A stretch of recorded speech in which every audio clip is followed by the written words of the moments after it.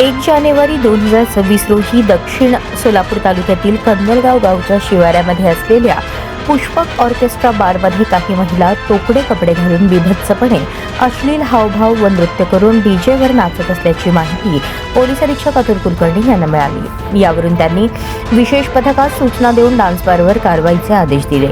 त्या अनुषंगाने विशेष पथक मंद्रुप पोलीस ठाणे हद्दीतील कंदलगाव येथील पुष्पक ऑर्केस्ट्रा बार येथे कारवाई करता गेले असता तिथे मिळून आलेल्या बातमीप्रमाणे 12 महिला तोकडे कपडे घालून बिभत्सपणे अश्लील नृत्य व हावभाव करून डीजेच्या तालावर अश्लील नृत्य करत असल्याचे आणि तेथील ग्राहक त्या नृत्यांगनांवर नोटा सदृश कुपन उधळून अश्लील हावभाव करून नाचताना मिळून आले।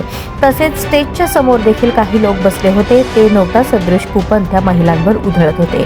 त्या ठिकाणी एकूण 12 बारबाला मिळून आल्या आणि एकूण 55 ग्राहक तसेच पुष्पक ऑर्केस्ट्रा बारचे चालक भारत राजाराम तांबे राणा शिवाजीनगर बाळे सोलापूर व मालक रोहित पांडुरंग चव्हाण राणा सोलापूर अशा एकूण 70 जणांविरुद्ध मंद्रुप पोलीस ठाणे येथे महाराष्ट्र हॉटेल व उपाहारगृहे व मद्यपान कक्ष बार रूम मधील नृत्य व अश्लील नृत्यावर प्रतिबंध अधिनियम 2016 व भारतीय न्याय संहिता कलम 296 प्रमाणे गुन्हा दाखल करण्यात आला असून पुष्पक ऑर्केस्ट्रा बार येथून 57 लाख रुपये किमतीचे डीजे साहित्य, ऑर्केस्ट्रा बार मधील साहित्य तसेच वाहने, मोबाईल फोन जप्त करण्यात आले आहे।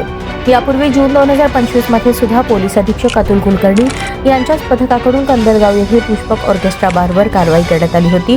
जूनमध्ये 38 जणांवर गुन्हा दाखल झाला होता आणि 25 लाखांच्या बनावट नोटा जप्त करण्यात आल्या होत्या। एकाच ठिकाणी कारवाई होणे ही बाब संशयास्पद असून नागरिकांमधून संताप व्यक्त केला जात आहे।